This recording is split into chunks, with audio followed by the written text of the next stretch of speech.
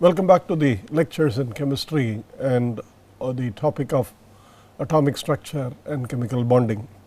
My name is Mangala Sundar and I am in the Department of Chemistry, Indian Institute of Technology, Madras.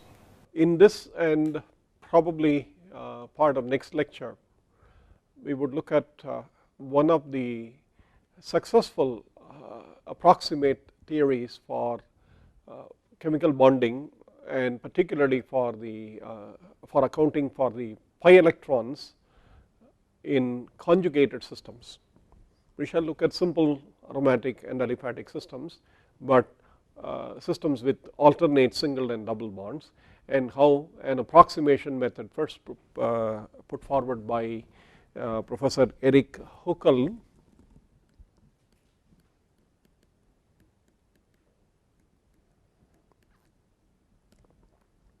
in the early 1930s explains the basic concepts of aromaticity and the stabilization due to the delocalization of the electron cloud and so on. So, we shall look at the Huckel's molecular orbital theory.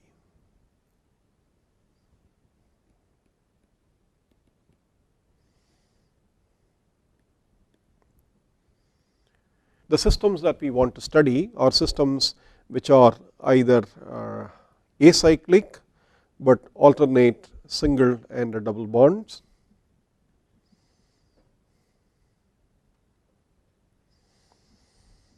this type, or ring types such as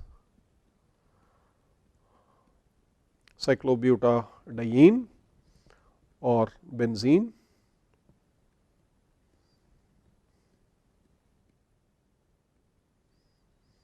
with alternate bonds, and the whole family of aromatic hydrocarbons with naphthalene, anthracene. Of course, this is what we are used to writing, but we will see how the pi electron concept is used to understand some of the bonding, particularly the pi bonding that we see in these alternate conjugated alternate double bond single bond systems, namely conjugated systems. Of course, one would try to solve the same equation like the Schrodinger equation for such large systems, H psi is equal to E psi, but since we are looking at only the resonance energy and the concept of the pi bonds and the molecular orbitals formed from the pi bonds, we are sort of localizing our picture to the pi orbitals or the p orbitals associated with the conjugated systems. So, if we start with, for example, two carbons, of course there is no conjugation here, but there is a pi bond of course. What we can think about is the carbon with one of the p orbital plus minus and another p orbital plus minus or minus plus. We will find out that there are two possible states, and the bonding here, the pi orbital bonding, can be understood in a very simple manner by certain approximations first put forward by Huckel. The atomic orbitals, it's essentially a linear combination of atomic orbitals approach. Okay, it's an LCAO method, and the atomic orbitals that we use for this purpose are the p orbitals.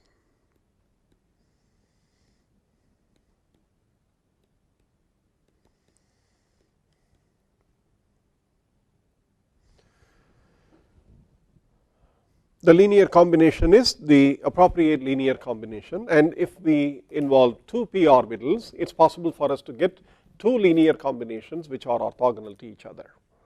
If we use three p orbitals for a cyclic system or a linear system, then what we have is three orthogonal molecular orbitals, and likewise n atomic orbitals will give you n orthogonal molecular orbitals. Okay.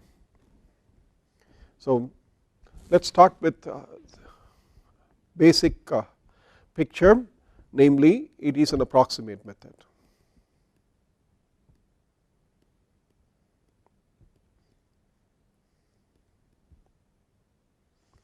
But a systematic procedure.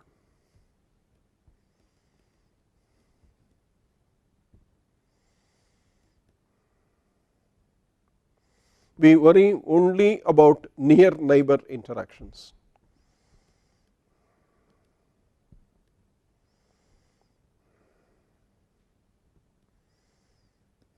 That is, if we are looking at systems like this for the partial bonds, the interactions between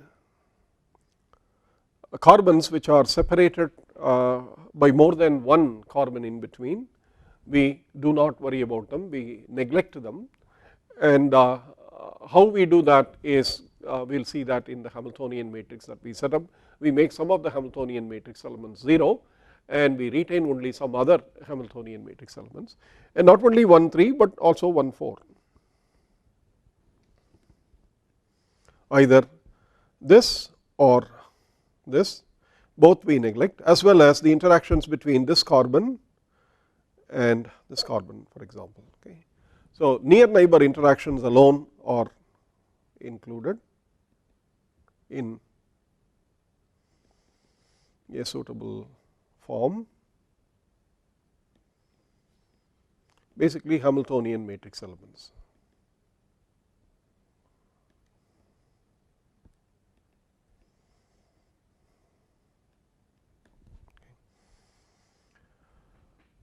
Neglect overlap of atomic orbitals.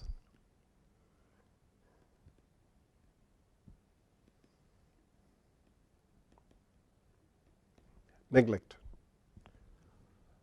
The magnitude of the overlap is sufficiently small that we do not need to consider the overlap in the calculation for the energies.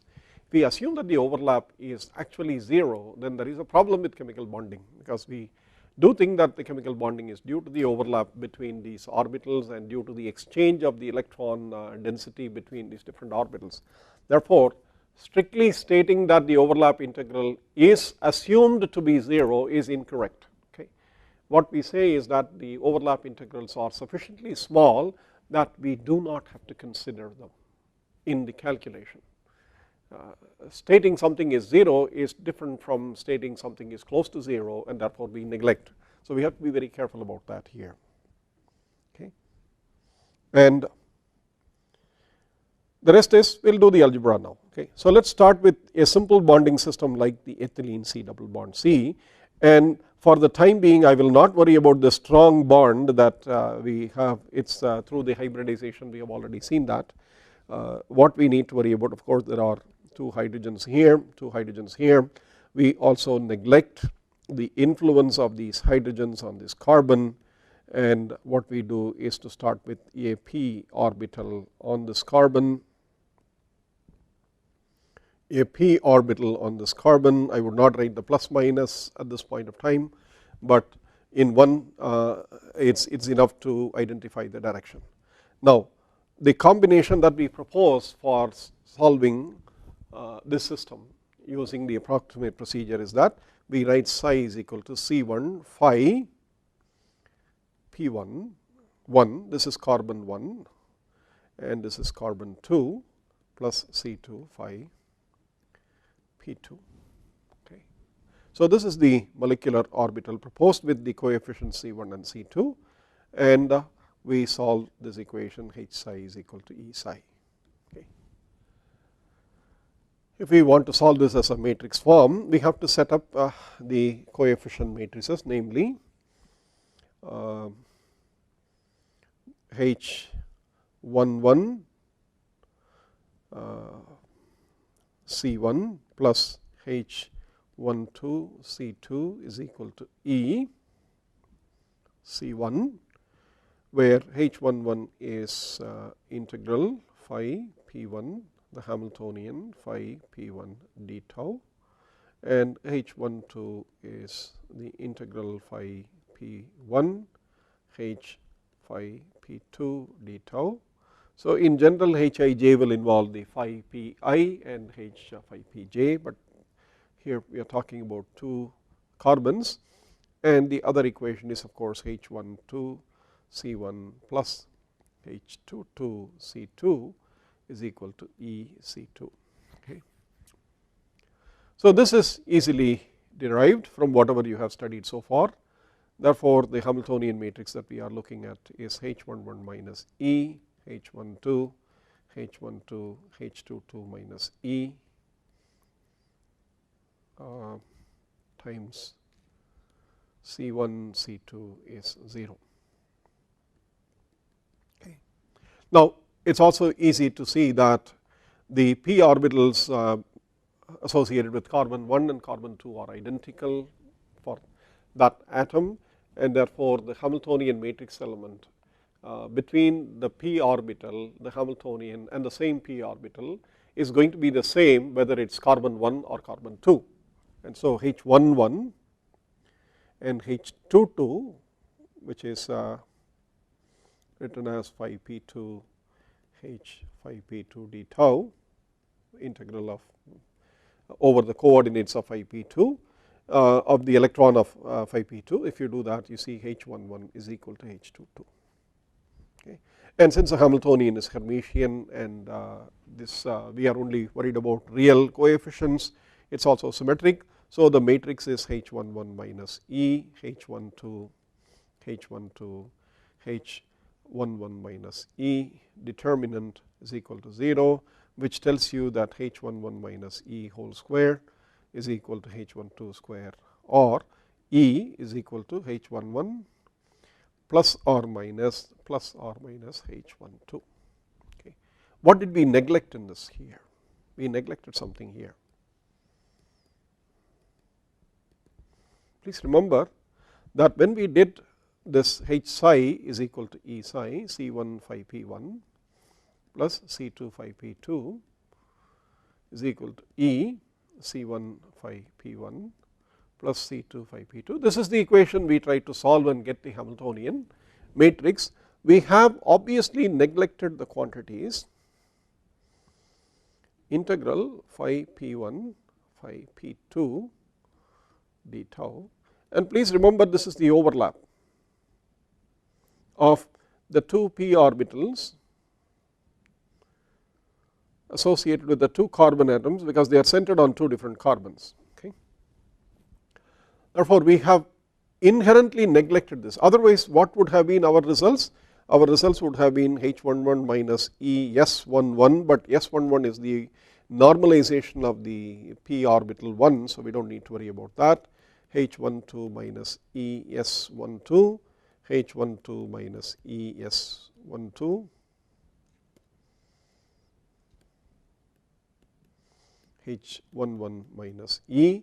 This is what we should have solved, but we assumed that S12 is very, very small.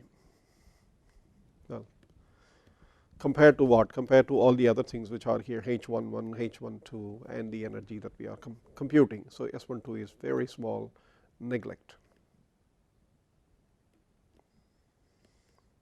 Only then we can get this energy E plus minus is equal to H11 plus or minus H12. Okay. Therefore, the difference between the 2 pi electrons in the bonding orbital, you can also say C1 is equal to C2, you will get the 2 values plus minus C1 plus minus C2, and that is dependent on which energy that you take. If you take the plus combination, you will get the plus. If you take the minus combination, you will get the minus. Okay.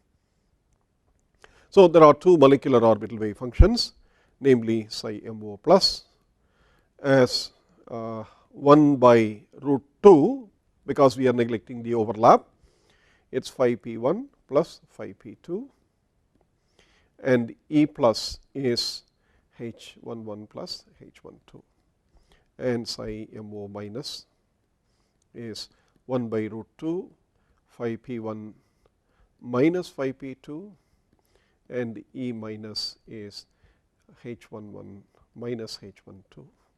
Therefore, you see the difference between the two E's, delta E as 2 H12. Okay.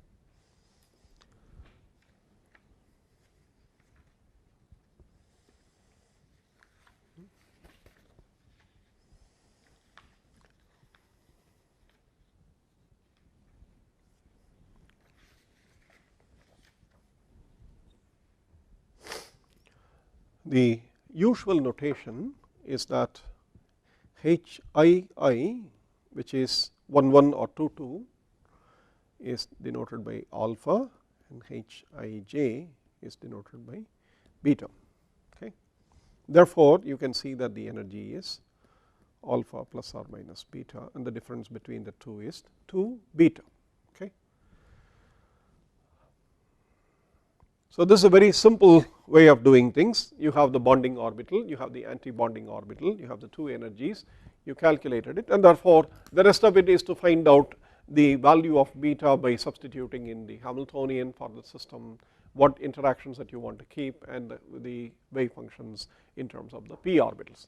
Now, what about the next step? Let us take the next item, that is a slightly bigger conjugated polynuclear systems like C double bond C, single bond C, double bond C, etc. So, let us consider a simple example of a butadiene 1,3, okay,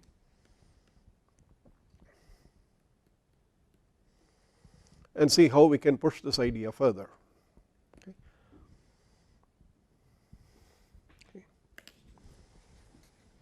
Okay.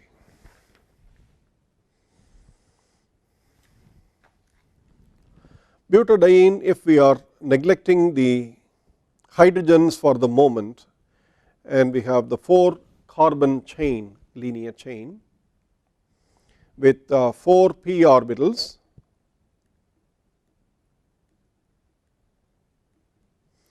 and call them 1, 2, 3, 4 or A, B, C, D, whatever that you wish to, and look at the H psi is equal to E psi to see what is meant by delocalization or what is meant by the stabilization due to the what you call as the homogenization of the electron cloud across the molecule. Okay.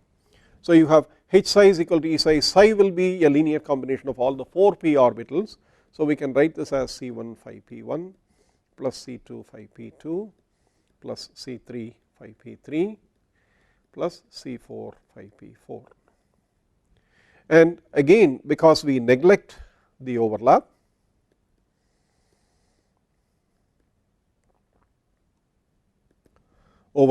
here, there are many phi pi, phi pj, d tau is assumed to be delta ij, which is 1 if I is equal to j or 0 when I is not equal to j. So, this is approximately, this is an approximate, well, this is delta ij if I is not equal to j, but it is exactly 1 when phi p I is equal to phi pj, because it is a normalized p orbital. So, given that you know that the Hamiltonian matrix is going to be immediately H11 minus E, H12, H13, H14, H22, sorry 12, H22 minus E, H23, H24, and H instead of 3 1 I will write again 1 3, because the Hamiltonian is symmetric. In this case H23 symmetric here, H33 minus E, H34, H14, H24, H34 and H44 minus E. This determinant should be 0 in order for the Hamiltonian matrix to be solved. Obviously, we have neglected Sij's. Okay. Now, the Huckel approximation is clearly seen here as opposed to the ethylene case, the simple 2 atomic 2 carbon case, because here now we see that there are carbons which are farther away from each other, 1 3, 1 4, 2 4. If you look at these are the corresponding Hamiltonian matrix elements 1 3 here, 1 4, 2 4, and they are all also on this off diagonal. If you look at these are assumed to be again small due to the fact that the orbitals are quite far apart from each other, at least 1 carbon away from each other, and these are set to 0. Hij is set to 0 if I is equal to j plus or minus 2, not plus or minus 1.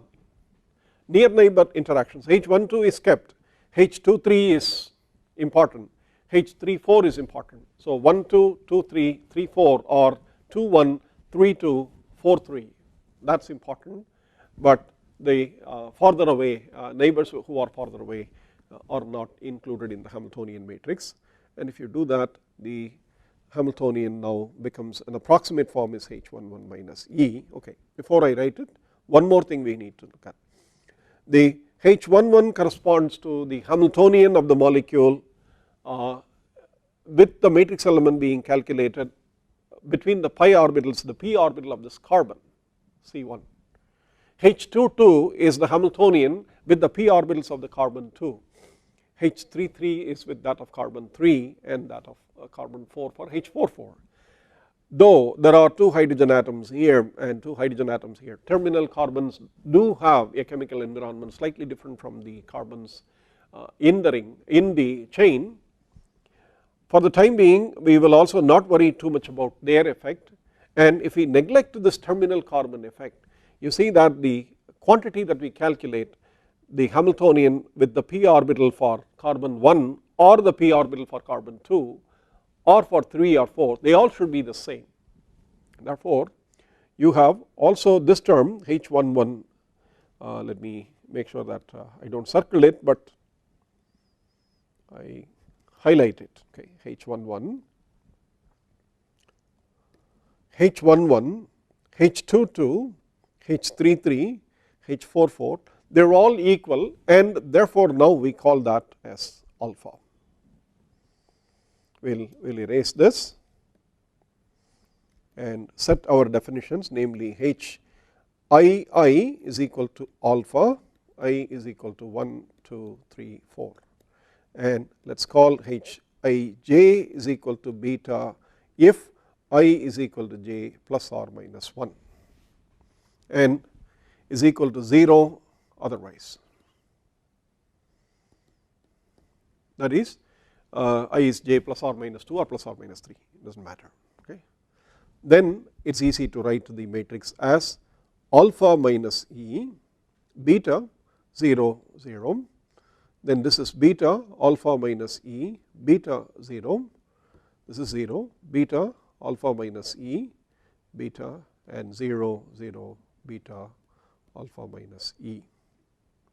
This should be 0, and since it is a determinant, we can probably do a simple definition, one more definition, namely x is equal to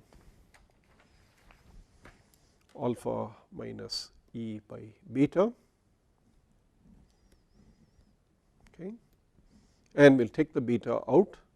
So if we do that, this is given by alpha minus E by beta 1 0 0 1 alpha minus E by beta 1 0 0 1 alpha minus E by beta 0 0 0, sorry, this is 1 and this is 1 alpha minus E by beta, okay. This is equal to 0. So the matrix, the determinant becomes simply x1 0 0 1 x1 0 0 1 x1 0 0 1 x is equal to 0. Okay, this is very easy to expand. Expand this, and I will not tell you what the process is. When you do the expansion, the equation that you get is x raised to 4 minus 3 x square plus 1 is equal to 0. Okay. That is the secular equation, and remember x is equal to alpha minus E by beta. So, E is here in the x. The solution of this is of course x square is minus this b square plus or minus 4ac that you can do the discriminant formula, and so the answer turns out to be 3 plus or minus root 5 by 2, and therefore x is equal to plus or minus square root of 3 plus or minus root 5 by 2. Okay. So, the answer is when you actually do the numbers, x turns out to be plus or minus 1.618 and plus or minus 0.618. So, there are 4 energies, and remember x is equal to alpha minus E by beta, and that is equal to, say, if we take one of them 1.618, then alpha minus E is 1.618 beta, or E is equal to alpha minus 1.618 beta. So, there are obviously 4 energies, namely E is equal to alpha minus 1.618 beta, alpha minus 0.618 beta, then you have alpha plus 0.618 beta and alpha plus 1.618 beta, 4 of them, 4 energy levels. So, the quantities alpha and beta are both negative. When we calculate the integrals, are both negative. Again, recall that alpha is the wave function phi p I h phi p I d tau, and beta is phi p I h phi p I plus or minus 1 d tau. Okay. Both are negative. Therefore, if we arrange the energy levels in the increasing order, we can say, well, they are not exactly equidistant. Let's this is alpha plus 1.618 beta, this will be the lowest.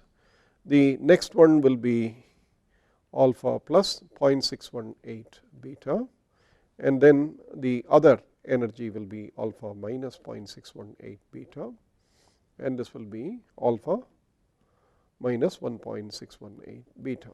Okay. So, since there are 4 electrons and we have 4 molecular orbitals, if we put the 2 electrons paired in each of them, essentially what you have is the 4 electrons having this energy. So, what is the energy therefore of the pi electron system in this case? The pi electron system in this case has 4 electrons, 2 of which have this energy alpha plus 1.618 beta, and then 2 of them have the energy alpha plus 0.618 beta, and if we neglect for the time being the pairing energy of the electron repulsion energy between the paired electrons, if we neglect that, the total energy E total is 2 times alpha plus 1.618 beta plus 2 times alpha plus 0.618 beta. Why are we worried about this? Because we want to know what is meant by delocalization and what is meant by stabilization of the electron cloud due to delocalization.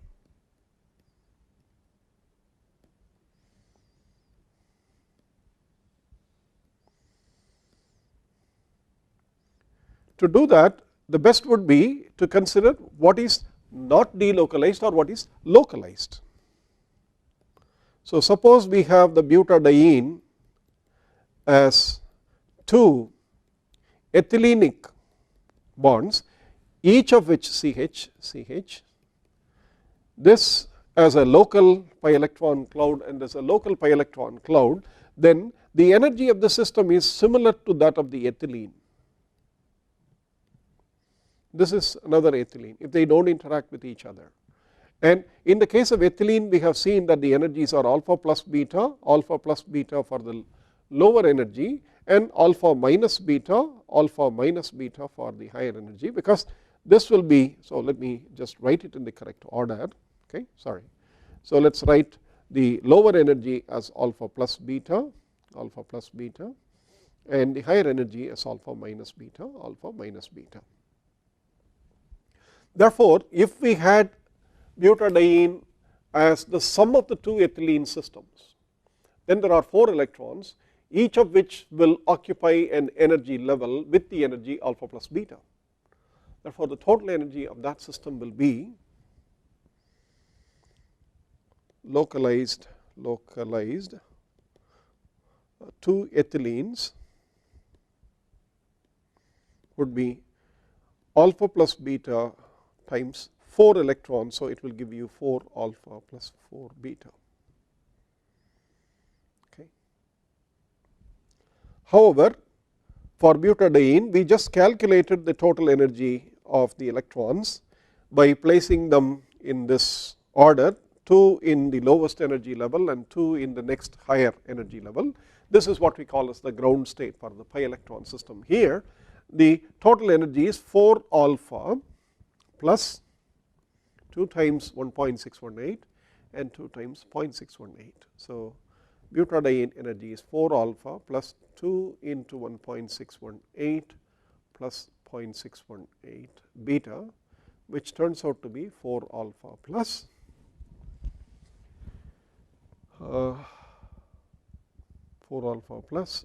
2 times this is what, 36, 6 plus 6, 12. Oh, I do this very fast in my own language, in Tamil. So, I should say local language helps here much better than adding things in a language which is not your mother tongue. Okay. Is beta here. So, what you have is 4 alpha, sorry, this is 1 point, so this should be 2.236. So, the answer is 4 alpha plus 4 times what? 0.472, okay, 4.472 beta. Compare this with that of the ethylene. So, butadiene minus ethylene, if minus 2 ethylene, sorry, minus 2 ethylene in terms of the energy, if you are looking at, the difference is 0.472 beta.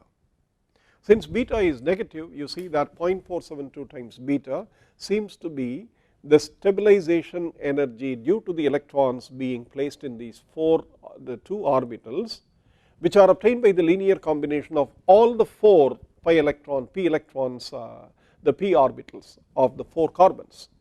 In ethylene, if we have to do it locally, there are 2 ethylenes. So, P1 plus P2 and P3 plus P4, they would be independent of each other.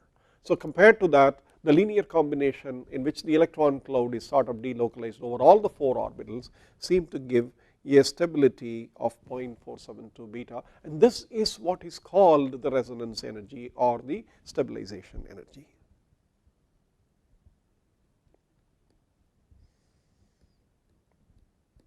For larger systems,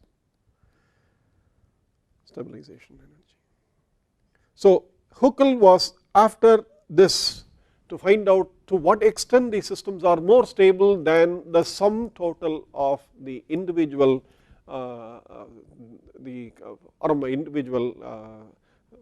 unsaturated systems. So, here you look at it, the typical calculation of beta from numerical works appears to be minus 75 kilojoules per mole, and therefore, you see that 0.472 beta is about 35 kilojoules per mole. Okay. So, this is the stabilization, and now of course, you can compare this with the experimentally obtained or spectroscopically obtained values, and do an iteration on this by taking better p orbitals or by taking other types of linear combinations if possible, or improving upon the Huckel's approximation by including terms which you neglected and so on, but those are all details. What is important is that this captures the bulk of what experimentally one observes as the stabilization, and therefore this is a very successful method considering the time when this was proposed that there were no computers and almost all the molecular orbital calculations had to be done by hand, and even hand calculators were very few at the time. Therefore, this is a very, very useful method in terms of quantitatively getting the first approximate sort of values. Okay. Now, the other thing that we have to do is to find out C1, C2, C3, C4, and we see that these 4 coefficients are not necessarily all the same. You remember the Huckel matrix. The Huckel matrix was x1 0 0 1 x1 0 0 1 x1 0 0 1 x. It was a determinant that was set to 0, but the determinant was actually obtained by solving the matrix equation with the 4 coefficients C1, C2, C3, C4 is equal to 0, and therefore you see that the equation is x C1 plus C2 is equal to 0, which is alpha minus E by beta C1 plus C2 is equal to 0, or alpha minus E times C1 plus beta C2 is equal to 0. And likewise you write the other equations, namely 1 C1 plus x C2 plus C3 is equal to 0. That will give you the equation beta C1 plus alpha minus E C2 plus beta C3 is equal to 0.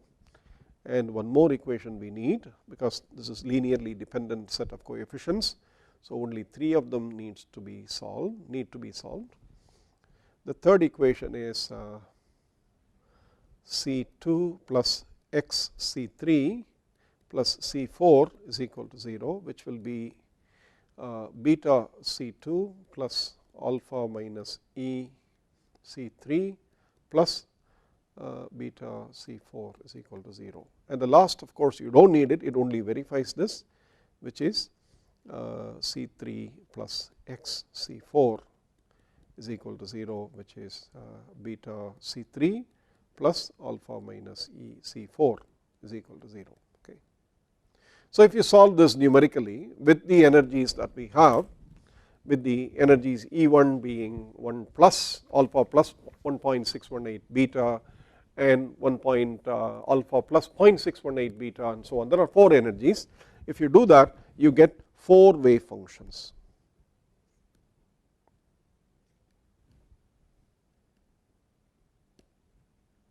Namely, psi 1 is equal to 0.3717 psi P1, phi P1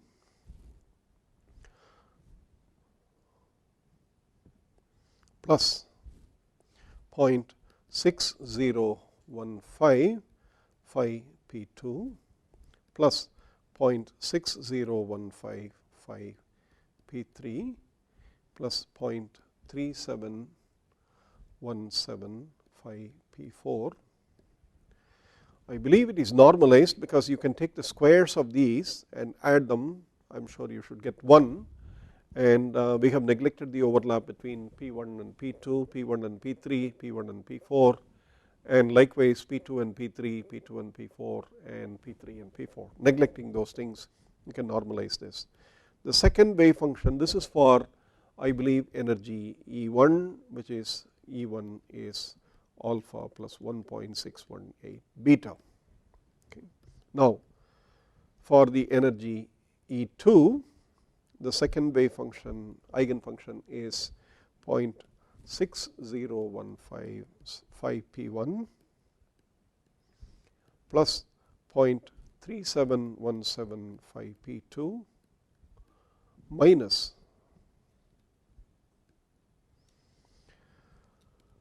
0.37175P3 minus 0.6015P4, and the energy associated with this orbital is alpha plus 0.618 beta. There are two other wave functions. Psi 3 is 0.6015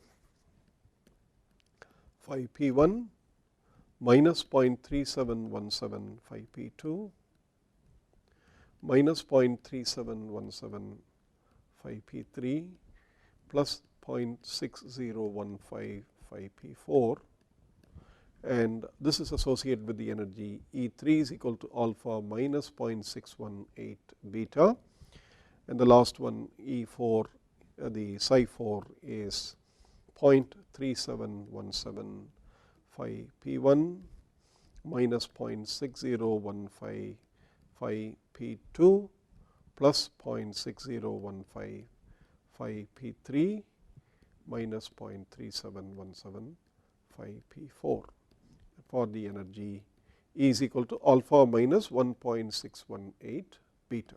Okay. So, there are 4 energy levels, and if you look at them very carefully, you would see that the orbitals, the molecular orbitals psi 1 and psi 2 are orthogonal to each other. Here orthogonality is very simple to verify because we are neglecting the overlap between orbitals which are not from the same atom. Therefore, phi p1 star, when you do psi 1 star psi 2, it is going to involve terms containing phi p1 with phi p1 star, phi p2 star, p3 star and p4 star. They are all 0 except the phi p1, and that is 1. Therefore, it is a numerical multiple of 0.3717 with 0.6015. The numerical multiple of 0.6015 with 0.3717, and 2 more multiples with of the same quantity with the minus signs, and therefore, you see that the integral psi 1 star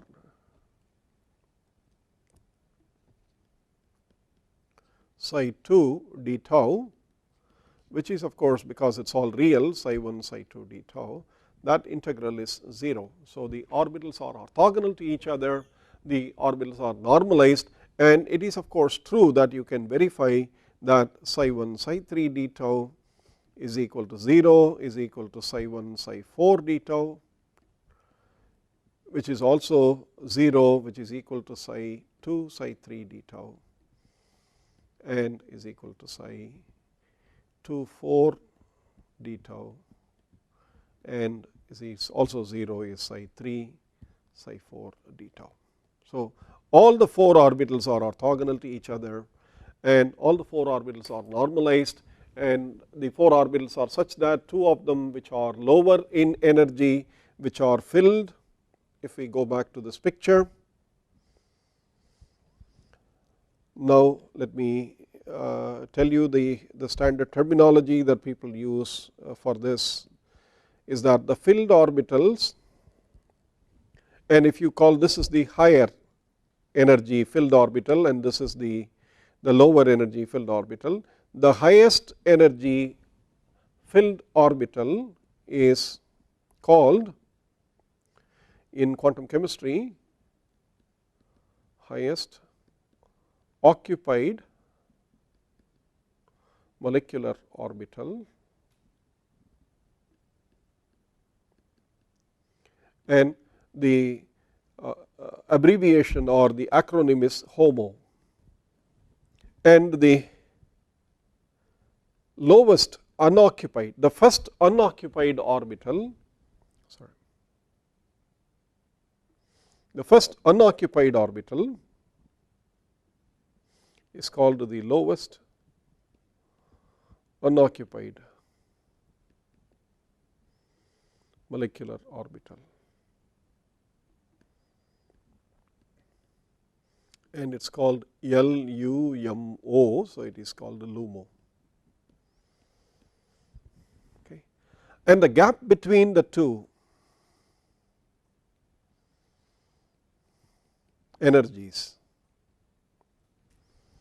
which in this case is 2 times 0.618 beta. Delta E, it is messy, but let me write that delta E is equal to twice 0.618 beta. That is called, let me go and write, there is not enough space there, let us call this as, it is called the HOMO-LUMO gap. Something that the spectroscopists can measure by proper tuning, and the frequency corresponding to the HOMO-LUMO gap is now calculated as h nu is equal to 2 times 0.618 beta in energy. Okay. So these are all things that one usually computes when one applies approximate models and one fills up the atomic orbital, the molecular orbitals to the point of having the electrons paired and then leaving the molecular orbitals which are empty and calculating the difference between the highest level and the lowest unoccupied level. And this is what it is. So let me stop at this point the version of the Huckel theory. We have only looked at the linear system. In the next lecture, what I would do is to give you an indication of how this proceeds in general and what are the general solutions for these, and then discuss also the cyclic system where Huckel theory was very, very useful in predicting the resonance stabilization energy reasonably accurately for benzene. And Erich Huckel of course won the Nobel Prize in chemistry for his contribution to the theory of electrolytes, along with the famous theory known as the Debye-Huckel theory. But this contribution to organic chemistry is forever remembered because of the simplicity and the physical picture that is associated with these orbitals, and the ease with which non-quantum chemists can handle molecular orbitals with simple diagrams and try and qualitatively understand the spectral features, the energetics, and the resonance energies, and so on. So it's a fundamentally important method, and what we have looked at is the first part of it, namely a few two simple systems of linear, the conjugated systems. We will generalize this result, and we will also look at the cyclic systems in the next lecture. With that, I would leave the Huckel theory for you to look at further in the literature. Until then, thank you very much.